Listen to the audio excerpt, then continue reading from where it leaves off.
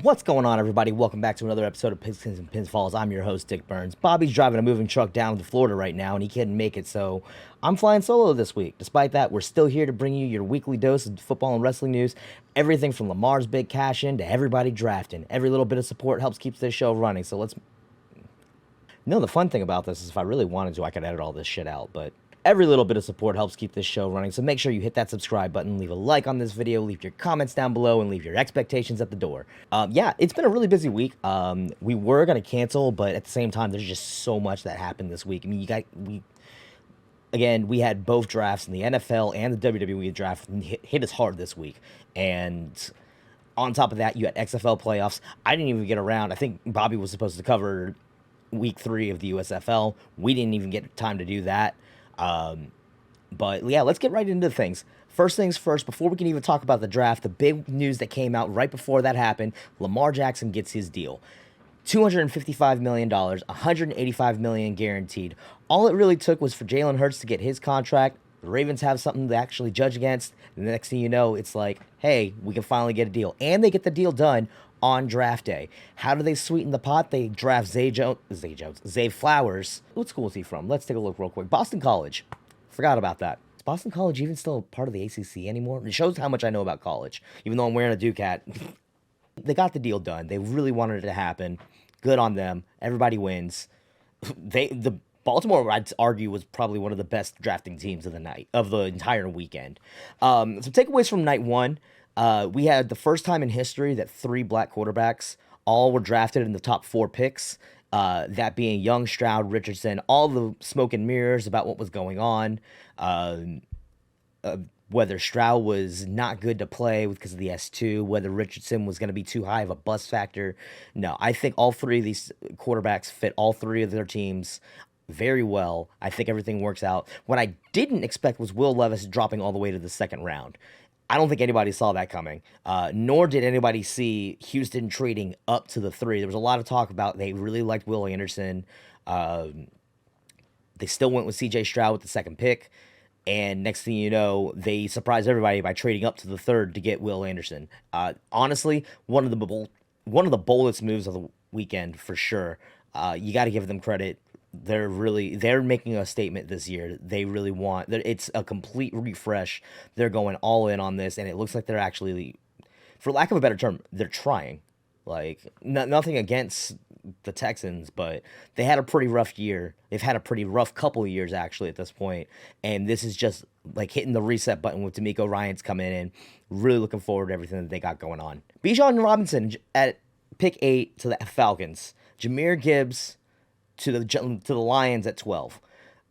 Here's the thing. I get how everyone's saying, yeah, running backs shouldn't go that high in the draft. I want to mute that topic in itself, and let's actually talk about the fact that right now these are actually 2 really good fits for each of their teams. Yes, does that mean that a couple of the Falcons running backs are going to be a little bit, like, although their incumbent running backs are pretty much going to lose out on this? Absolutely. But at the same time, Bijan Robinson is clearly a once-in-a-lifetime. It's a once-in-a-generation player. I can't say lifetime. And there's no telling how well he's going to perform in that role, considering that's a very run-heavy offense. Cordero Patterson has really been a one-man show already for them. And again, with him lining up in receiver a lot of the time, he's always been that gadget running back. He's not designed to carry the team. Tyler Algier, I'm sorry, but he didn't prove enough in his time, especially with injuries and everything. They're clearly deciding that that's not the answer. I think the fact that they took Bijan Robinson as the best available player at 8, great move. Jahmyr Gibbs, I was a little bit questionable about until day 3 comes along and Detroit trades DeAndre Swift to the Eagles. This made a lot more sense after that because it's basically saying, you got to think they also let Jamal Williams walk in free agency to the Saints, so they have no real RB1. Jahmyr Gibbs is basically, they're making the room for him. In addition to Jahmyr Gibbs, that was another big thing too, is that they took Jack Campbell. A lot of people were saying they reached for him too. That one I kind of agree with. They actually drafted Hendon Hooker in the 3rd round, so he'll be learning behind Jared Goff. I think that's a great pair up. If he proves to be a solid number 2, maybe even the person to take over for Jared Goff when his contract's up, who knows? I think it could be a really good fit. Joey Porter Jr. to the Steelers on day 2. probably one of my favorite moments of the draft. It was meant to be. Of course, you saw all the pictures that were going around of Joey Porter holding his son right after the Super Bowl. It was the perfect place for him to land. It was no other way, or there was nowhere else it was going to go. He fell in just the right place for him. Everything lined up, and then of course the next pick right after that, Tennessee trades up to get Will Levis. Will Levis to the Titans. This is honestly, I mean, this is the move that everybody was talking about. Was Tennessee going to move up to the 3 even to maybe take Levis over Indianapolis? In all reality, again, like Will Levis's fall down the ranks reminded me a lot of Johnny Manziel's fall, Brady Quinn's fall. There is a trend there, though. I recognize it before anybody else says it. I recognize it. It makes sense.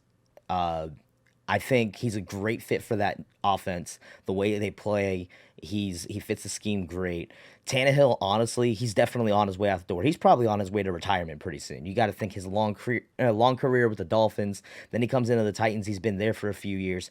It just makes sense that he takes his time, learns under Tannehill. I'm not going to sit here and say he's the best, but he's been a reliable hand.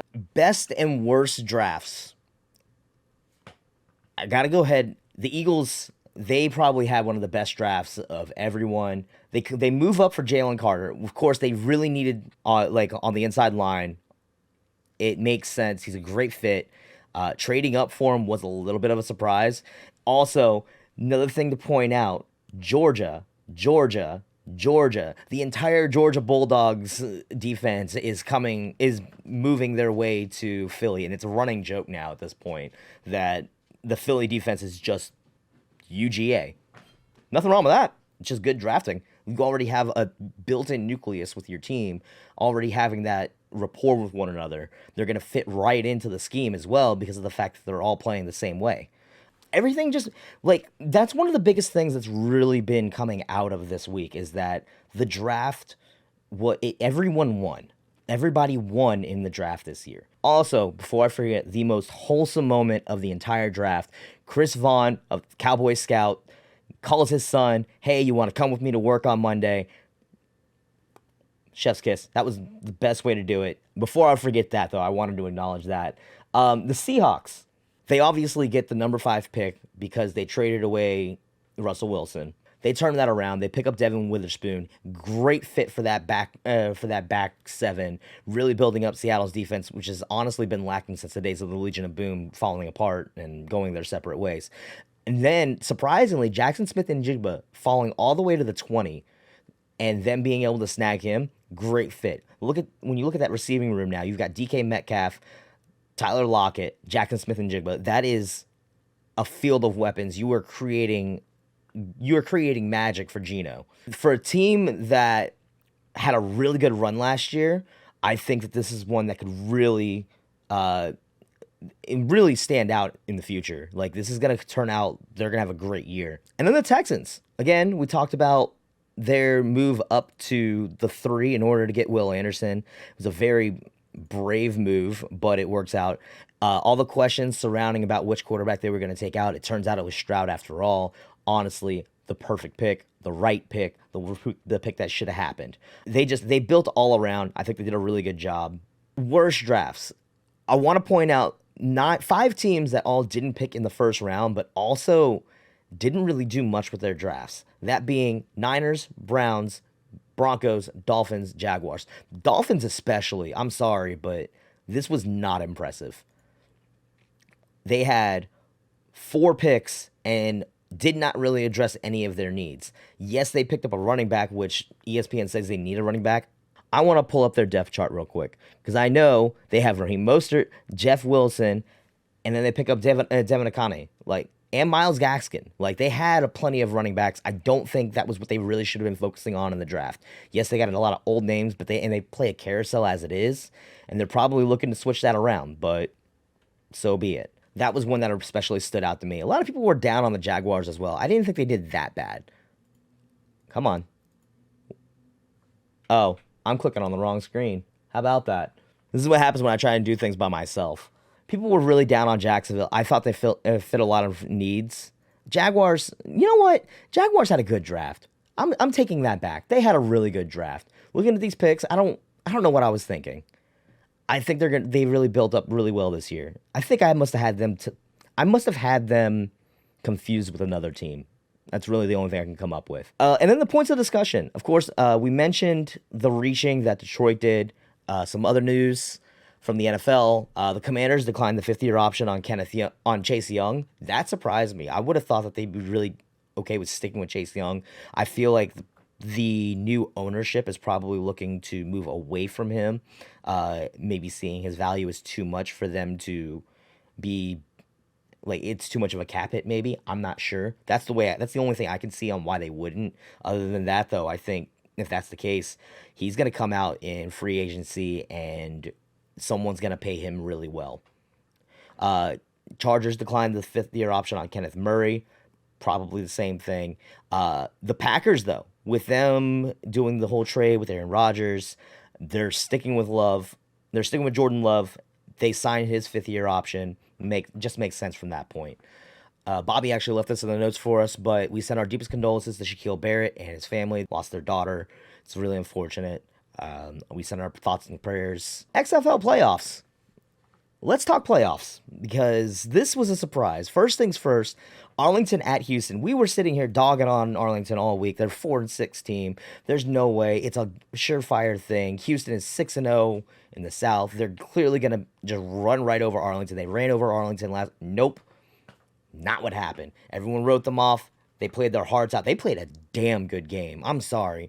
I watched half of that game, and I'm just seeing a team that was hungry and ready. Luis Perez, after being traded mid-season, 289 yards, 3 touchdowns, no interceptions.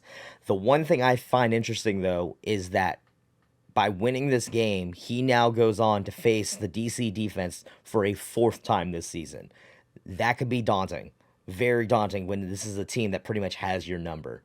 Unreal catches were being made left and right out of the entire Renegades receiving corps. Javonte Payton puts up 121 yards and 2 touchdowns. Luwan Winningham with yet another catch of the year candidate. A one-handed grab on the sideline that, if you, again, find the clip, it's a freaking amazing catch. When it came to the Roughnecks under center, they played both Cole McDonald and Brandon Silvers. You can really tell that Brandon Silvers really hasn't recovered from his shoulder injury that he experienced halfway through the season. Between the two of them, they went for a combined 12 for 31, 93 yards. A lot of this was the Arlington secondary just shutting down the pass game. They move on to the championships as a 4-6 team. I know a lot of people are complaining about that. Any given Sunday, that's the only way we can really put it, because, yeah. Seattle at DC. This was the game that everybody was talking about. This is what everyone was calling the real championship game. And again, I'm not going to lie. I love my defenders. Don't let the final score fool you. Yes, it finished 37-21. This was a lot closer of a game than you think. Both teams were fighting for their lives in this game. The first half ended in a 9-9 tie. They were trading field goals, short touchdowns. What really became the critical factor in this game was the penalties. Seattle, during the second quarter, you started seeing them getting penalized left and right. 12 men on the field, on back-to-back plays. They had a lot of issues with getting their play calling off on time. I remember there was at one point one of the players actually kicked the flag, got them a personal. In total, Seattle had 13 penalties for 125 yards, and a lot of those were avoidable. That right there is what ended up killing Seattle, and I'm pretty sure I said that earlier in the season. It surprised me, though, because they actually said that Seattle averaged the fewest penalties per game. Have to point out, Seattle had 0 run game. It was all passing. They had 2 runs at the end of the second quarter where they ran Phillip Lindsay, netted -3 yards. DiNucci had 15 yards on QB draws and scrambles. That was the entirety of the run game, that 12 yards. Everything else was passing. DiNucci still put up a great performance.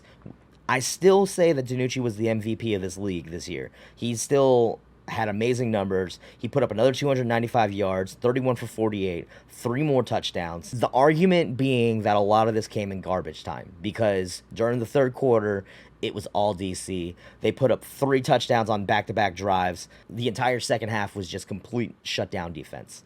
And that was what you needed to see. Again, this being the most complete team in the league this year. Jordan Te'amu having another great game, 19 to 31, 258 yards, had 2 touchdowns. Most of those came in the second half. At one point, he gets taken out. De'Aaron King comes in, puts up another 41 yards himself. But more importantly was the fact that Jordan Te'amu, while he had 258 yards, he was spreading that ball around the entire field. There were 4 different receivers from DC that had over 50 yards. And tight end Ethan Wolf also had a nice, what was it, 26-yard catch and run touchdown. This is how they've been winning every game this season, is just the fact that they're able to spread the ball around, have so many receivers that are putting in work. Lucky Jackson, Chris Blair, Josh Hammond, they've all been doing their work. Championship game is set up. You got Arlington facing DC in the Alamodome, May 13th. You better believe we'll be covering it. Even if it seems like a foregone conclusion, what we saw out of the Renegades during that game against the Roughnecks, this might actually be something worth watching. This could be a Cinderella story in the making. Let's talk WWE Draft. A lot of surprises here. Really didn't expect that the Women's Championships were going to be swapping brands. Again, let's hope that we can have a better title swap off than we had with Becky and Charlotte 2 years ago. I still think it's a terrible idea, but what can you do when you've unfortunately tied all your titles to your brands? It's easier with the mid-card title swapping because it feels like they swap almost every draft, and it's honestly the right way because it's keeping exposure on both titles that way. Quite a few names that were actually listed before the draft as being ineligible. You got people that are out with injury, such as Alexa, Big E, Randy Orton, Bobby Roode, Truth. Also, Carmella was on that list. Carmella actually just announced her pregnancy yesterday. Congratulations to her and Corey Graves. I know that there were complications. They've been very public about their journey. There were a couple of legends and free agents that were listed as being ineligible for drafting, people like Logan Paul, Bad Bunny. When the pre-draft listings came out for who was going to be out on what night, notably, the Bloodline was only listed as Roman, Solo, and Heyman, and the Usos were listed separately for Monday night.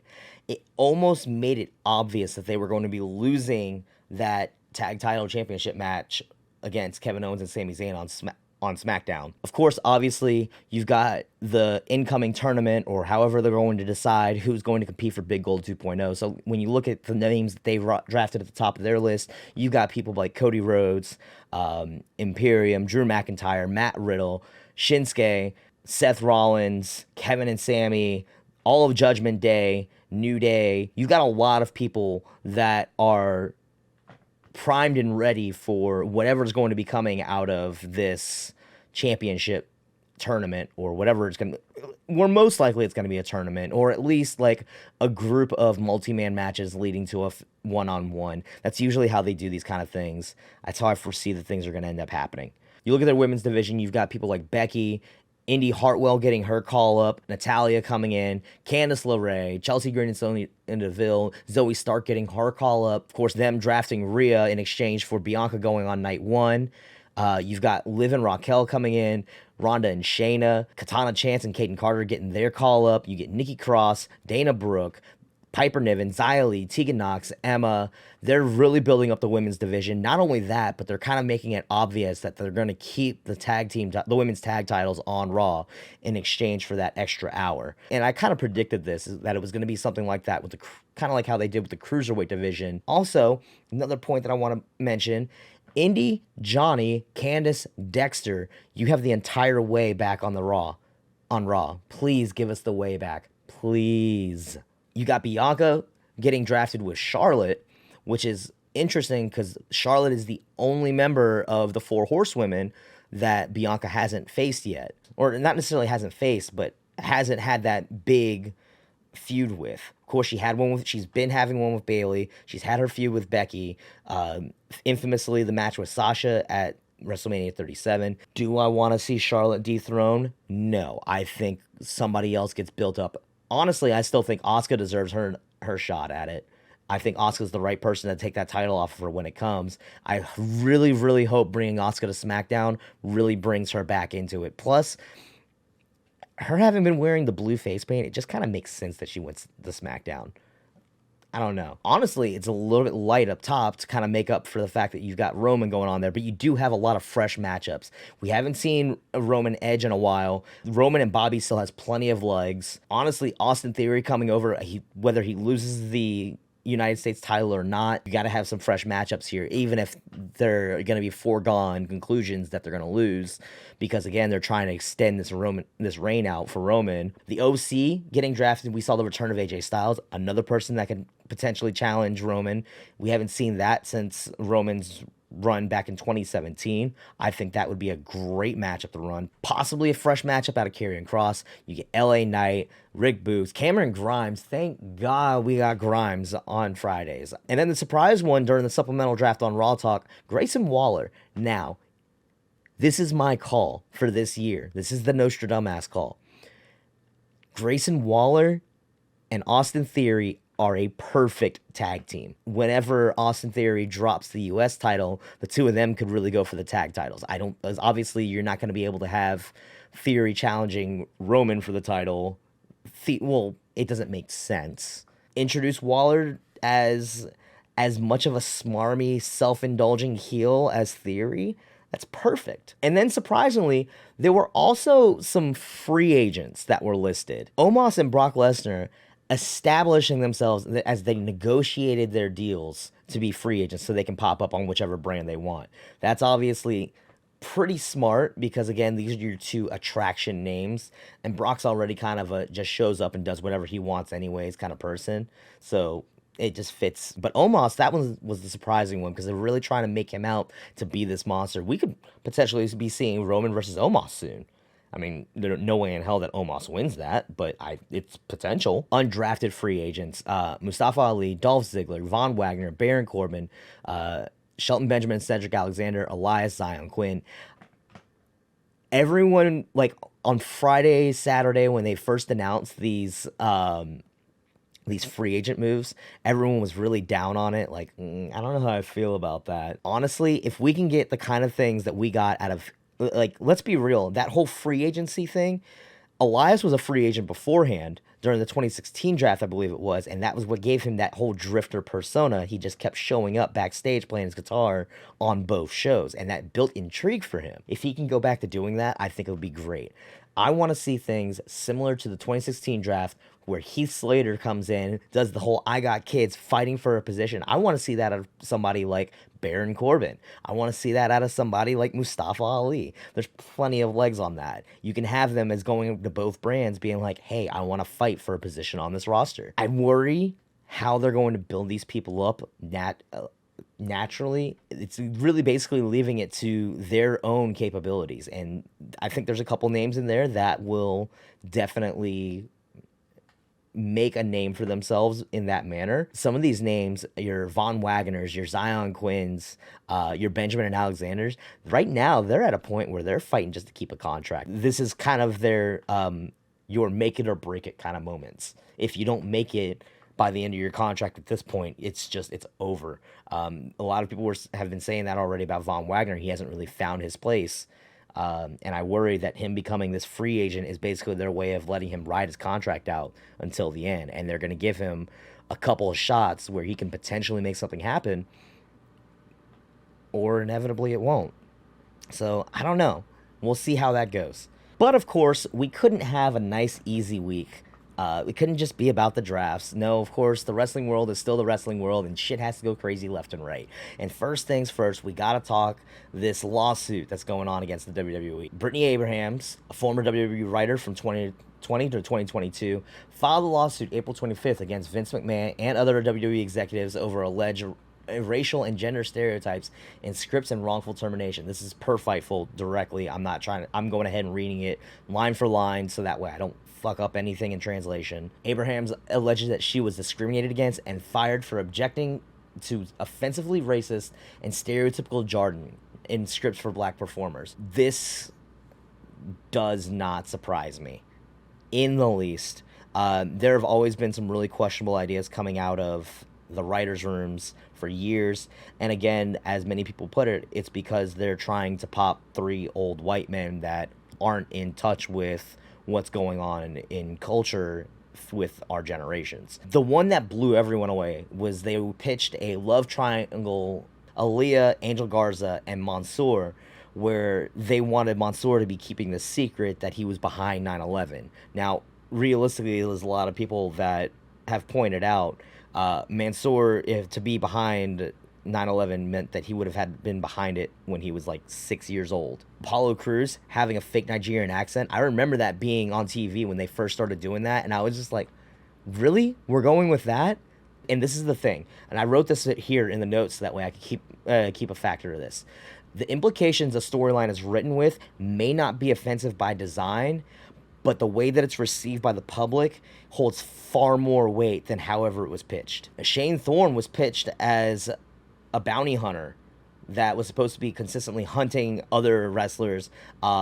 He was supposed to be hunting Reggie. Fightful actually reached out to Shane Haste himself about these pitches, and he was just like, I thought it was just about the fact that he was very acrobatic and make his way out of the traps. I never thought it had anything to do with race. It was just going to be him hunting whoever the 24/7 champion was. Some of the things that Bianca was being asked to talk about, the whole thing. At one point, it was supposed to include, like, don't make me take off my earrings and beat your ass. Like, why has it got to be about the earrings? We ain't got it. Plus, Bianca's got the kind of fire in her, and we've seen it already, that she'll start a fight with her earrings. It was trying to play off that stereotype, and I kind of have to agree with that. Again, it may not have been designed that way, but perception is 9/10 of reality. Abrahams alleges that she was fired by the company for taking a commemorative chair home from WrestleMania 37. This is a practice that everyone has done for years, and that was one of the things that they pointed out, is that it's whatever. That's a $25 chair. Are you really going to... Well, it's obviously more than that, but like production cost for them was probably like 25. They can afford to let one go to an employee. There were screenshots of Slack conversations for the writers' rooms that were being shared in the case as evidence. A lot of that stuff was showing a lot of retaliatory statements. It really did look like somebody that was struggling with a toxic work environment. I took that a little bit personally because this is something that I've experienced in the past. Having that toxic work environment causing this, the undue stress that is involved, or make you look like the guilty party in this situation, it's not a good look. It's not a good look at all. And that's something that could easily be argued in court. WWE does not plan on commenting on this or any legal matters moving forward. It's the smart business decision, so I have to agree with that. But again, like, that adds to the fact that this just does not look good for anyone involved. Now, let's talk something a little bit more positive, and that's Roddy Strong making a surprise debut on Dynamite this past week. That blew everyone away. I've mentioned it time and time again. Obviously, I'm a Fightful Select subscriber. I'm Team Fightful quite a bit. But this was something that they kept very under wraps from Fightful. They didn't pick up on anything about this. In the week prior, a lot of people were asking, hey, what's going on with Roddy Strong? What's going on with Roddy Strong? All they kept saying was, hey, we don't know we haven't heard anything different than he's still with the company. We haven't heard anything else. And again, he hasn't been on television in months. It was publicly reported that he asked for his release last year and was denied it. So a lot of people were thinking, okay, maybe he's just waiting for his contract to run out. He re-signed back in 2021 because a lot of things were supposed to go very differently. And keep in mind, this is also during the time of the budget cuts. Looking at the list of things that he's been through since he re-signed with the company is really unfortunate. He was supposed to be the face of the redesigned Cruiserweight division in NXT. That inevitably folded very quickly because they didn't have any talent for it. And then they just merged the title back in with Carmelo Hayes' North American Championship at the time. Then he becomes the leader of Diamond Mine, and he's supposed to be carrying them. The Diamond Mine was supposed to have a completely different roster back then. It was supposed to be Arturo Ruas, Hideki Suzuki, Tyler Russ, Stokely Hathaway, most importantly, his wife Marina Shafir, who very quickly was let go of her contract, and then she shows up in AEW. And then it turns into him leading the Creed Brothers and Ivy Nile, and then while he's out with injury, he just disappears, and they just don't mention that he's part of the team. So the next thing you know, he shows up coming out to save Adam Cole from the Jericho Appreciation Society, and it's just like, holy shit, what's going on here? As it turns out, PW Insider reported that he had He was granted his release late last year. He's been in talks with AEW for months. WWE had recently said that they wanted to cut him out of 2K23. This makes sense, obviously, because of licensing and royalties, that kind of stuff. So it happens. But more importantly than anything, and this is the best part to me, Tony Khan actually went out and got Killswitch Engage's The End of Heartache for him. Yes, yes, yes, yes, yes, yes. Thank you. Thank you very much. Perfect song for his intro. And again, just more of that. Tony Khan's not afraid to use licensed music as entrances. Nailing it.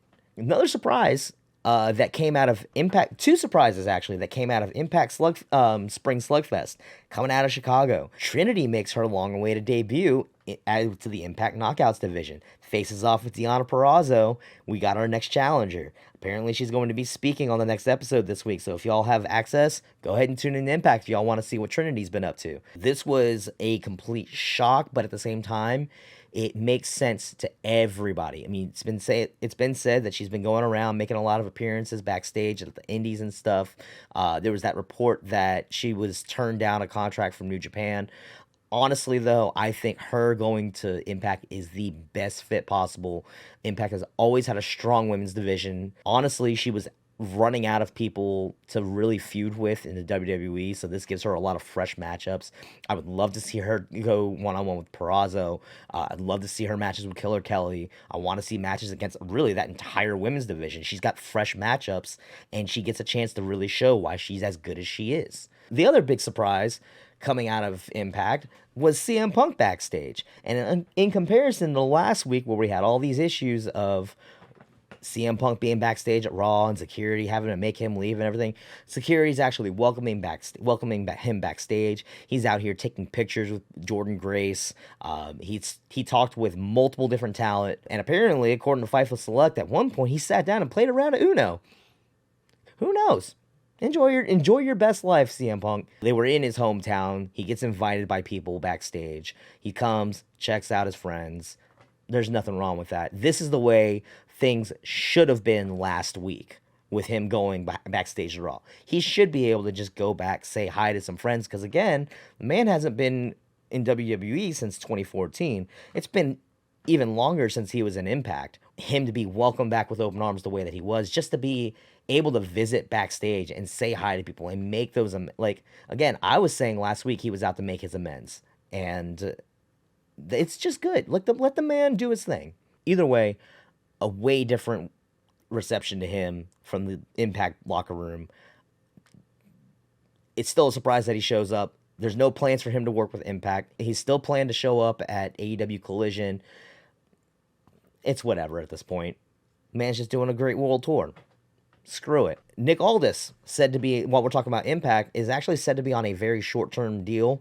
We've been seeing a lot of these deals coming out a lot lately. They do like 6-month contracts just to feel things out. I believe Mickie James was one of those at first, and then she kind of decided, you know what, I'm going to stick around. I think, again, a lot of this has to do with the fact that Nick Aldis is still very much being courted by WWE. Of course, they have that hiring freeze going on. It makes sense that he would sign a quick little 6-month with Impact and then see if he has his opportunity to go to WWE again. That's just my guess. I don't know. It's all speculatory, but it's what seems like it fits the most. And if the hiring freeze is still in place and or he's happy where he's at, let him stick around in Impact for a longer deal. A couple other things going around the wrestling world. AEW Dark Elevation aired a best of episode, and it was basically, they quietly listed it as the final episode, which is ironic because it was just last week I was saying, hey, if the Collision's going to be coming in on Saturday nights, you've got 6 nights of AEW TV programming. How are people going to be able to keep up with all of that? Obviously, you get rid of your Mondays, which, honestly, I don't know anybody that's been watching Dark Elevation. People do still watch Dark, but Dark Elevation just felt like that extra show that, I don't know, it makes sense to go ahead and let it go. So Joey Janela and Enzo Amore, they've had a long-standing feud for years now that stemmed from a physical incident at an indie show. This is years ago. There's a draft party for the New York Giants. Both Joey Janela and Enzo Amore invited to the same party, and through mutual friends, they are seen squashing their beef. Enzo comes up to Joey's table. They shake hands. They share pleasantries. They talk about wrestling a little bit. Enzo thanks Janela for squashing things with Big Bill. Fightful Select reporting that Brock squashing Kofi after Kofi Mania was planned only weeks after Kofi's title win. As it turns out, the plan all along was first episode of SmackDown on Fox, Brock's going to come in, squash Kofi. And honestly, I feel like knowing that that was happening so early on, that's probably why it felt like there was so much wind out of the sails during Kofi's title run. His entire run always felt like he was having this like sort of Damocles hanging over his neck, just waiting. They were waiting for the moment where he drops that title. They had already figured it out. You kind of saw like the spirit leave his eyes a little bit, not gonna lie. And now it makes sense. Now we have our answer because he knew that all along he's only going to have it for a couple of months and it's already decided he's going to lose it in a squash. I'd be pissed off too. I remember a lot of press around the time that he was going to Africa and taking the championship with him, doing press tours out there. That was still a great moment for him, great moment for everybody involved. But again, knowing that he was just going to lose that title in a couple of months' time in a 17-second squash, no, that can easily pull the wind out of the sails. Couple of other notes real quick. Congratulations, Gunther and Jenny got married this weekend. And then also, congratulations to Nikki Cross submitting her dissertation for her master's. Fun fact, she wrote it on women's wrestling. I can identify with that. I wrote an English paper in college on wrestling, on the Montreal Screwjob and how that destroyed kayfabe. At the same time, I mean, she's very well educated. If you ever get the chance to listen to interviews with Nikki, she's amazing. She's discussed maybe going for her PhD after this. She's already said that if she goes for her PhD, she's not going to take time off of television. It's just cool. It's just cool. Anyways, we're going to keep it nice and short. That's going to do it for us this week. I'm here solo. Hopefully by next week, we've got Bobby back. Till then, make sure you drop a like, leave a subscribe, leave a comment. Follow us on Twitter. We actually now have a Twitter account for the show at Pigs and Pins Pod. Shoot us a follow over there. Until next time, I've been Dick Burns. I'm going to get out of here. Y'all have a great night. Or y'all have a great time zone.